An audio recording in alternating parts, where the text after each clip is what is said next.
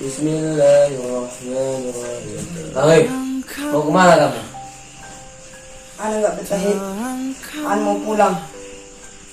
Jangan berpikir sempit, Ahoi. Jangan turunkan egomu. Hanya karena hal-hal sepele, kamu mau pindah dari pondok ini. Untuk apa anu di sini? Anu sudah lelah dengan semua ini. Ada disiplin, hafal banyak, salah dimarahi. Bersabarlah atas keadaan dan aturan di pondok ini. Itu semua kebaikan untuk kita. Semua guru-guru kita ikhlas mengajarkan ilmunya kepada kita. Tapi anak ingin main HP, mengendarai kereta motor, berjalan-jalan, ngumpul-ngumpul sama teman di luar.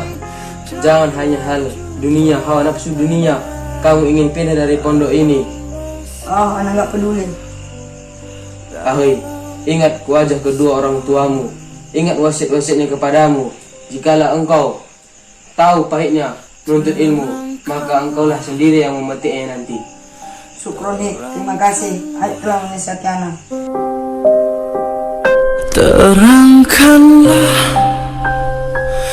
Terangkanlah